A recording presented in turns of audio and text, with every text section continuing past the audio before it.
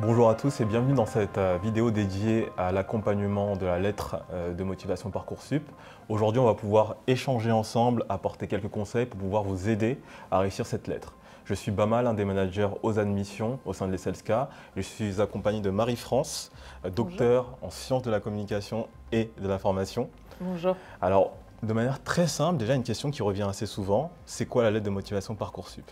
Alors, la lettre de motivation Parcoursup, c'est un texte que chaque candidat et candidate doit saisir sur la plateforme, dans un champ dédié, pour expliquer quelles sont ses motivations à candidater pour telle formation, telle école. Et donc, ça va être un moyen de donner un visage en fait au candidat et à la candidate, parce que nous, effectivement, on va récupérer, vous allez récupérer plutôt les bulletins de notes, etc., un certain nombre d'éléments factuels. Mais nous, on veut vraiment savoir la personne, savoir qui elle est, quelles sont ses compétences et qu'est-ce qu'elle recherche et pourquoi elle candidate dans notre école. Effectivement, c'est vrai que cette lettre de motivation Parcoursup, aujourd'hui, elle est essentielle parce qu'elle permet aux admissions d'en savoir un petit peu plus, autant sur le plan académique que sur le plan professionnel, sur l'ensemble des étudiants qu'on peut avoir. Et justement, dans cette lettre, quels sont les éléments qui sont importants?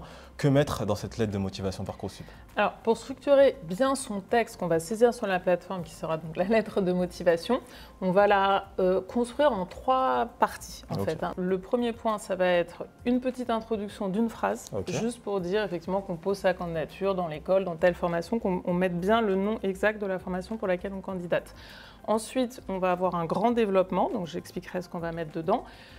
Et après, on aura un dernier point qui sera en fait une petite conclusion avec une formule de politesse pour dire qu'on remercie effectivement l'école d'avoir effectivement porté l'attention sur notre candidature, etc. Qu'est-ce qu'on va mettre dans le développement?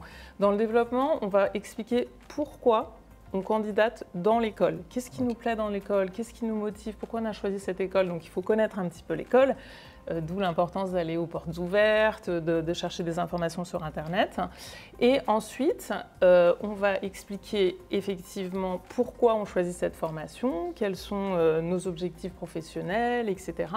Autre point qui est extrêmement important à mettre dans cette partie centrale du développement, c'est expliquer effectivement quelles sont ses compétences, quelles sont ses qualités, quelles sont ses soft skills, etc. et comment on les a acquises en fait, c'est-à-dire par quel parcours d'expérience, des projets qu'on aurait fait au lycée, déjà le stage de 3e, on a eu un contact avec le monde de l'entreprise, quelle activité extrascolaire on peut faire, etc., des voyages, enfin tout le parcours en fait d'un individu, d'un candidat, d'un étudiant, une étudiante potentielle qui lui a permis d'acquérir un certain nombre de compétences qui va intéresser l'école. Et justement, ça c'est un point très important à mettre dans cette partie centrale, c'est d'expliquer en quoi la formation qu'on va faire, elle colle avec nos compétences et elle va faire partie de notre projet professionnel. Et enfin, un dernier point qui est central dans cette lettre de motivation, c'est quels sont ces projets d'études, ces projets professionnels, pourquoi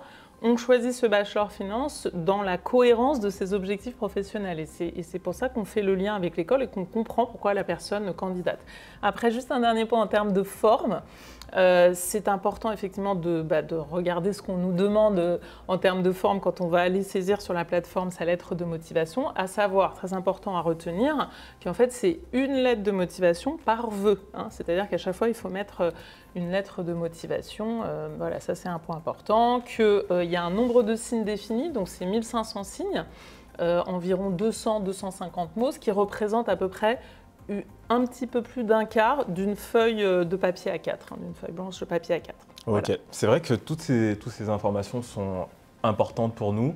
Au niveau de l'établissement, il y a souvent ce petit mythe justement qu'on ne lirait pas cette lettre de motivation. Ce mythe est totalement faux au sein de l'ESSELSCA, car il nous permet de prendre des décisions sur l'ensemble des profils qu'on peut avoir. Et est-ce que tu aurais quelques derniers conseils à nous donner, Marie-France? Oui, bien sûr, avec plaisir. Donc, 3 derniers conseils, les 3 règles absolues pour bien réussir sa lettre de motivation pour Parcoursup. Première règle, une lettre personnalisé, un texte personnalisé. Parce que oui, j'ai oublié de dire qu'effectivement, dans ce texte, il n'y a pas d'en-tête, il n'y a pas de date, etc. C'est vraiment les 3 points que je vous ai développés tout à l'heure. Et donc, ça doit être personnalisé. Ce n'est pas une lettre que je vais récupérer sur Internet, je fais copier-coller. On doit l'adapter, en fait, à chaque école, voilà, à chaque diplôme. Donc, ça doit être vraiment quelque chose qui est personnalisé pour, effectivement, l'école. Ensuite, deuxième règle très importante, objectif, zéro faute. Zéro faute d'orthographe, de problème de grammaire, de syntaxe. Ça, c'est problématique parce qu'effectivement, ça va vraiment amoindrir votre candidature.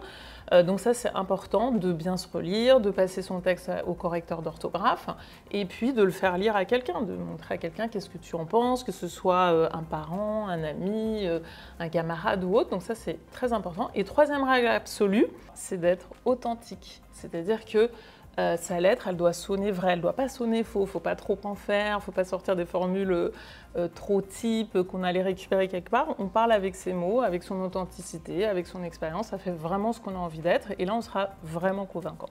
Merci Marie-France pour l'ensemble des conseils que tu as pu nous donner. J'espère que ces conseils pourront vous aider dans la rédaction de votre lettre de motivation Parcoursup et en espérant vous voir au sein de notre campus de l'ESSELSCA Business School Paris. Merci Marie-France. Merci.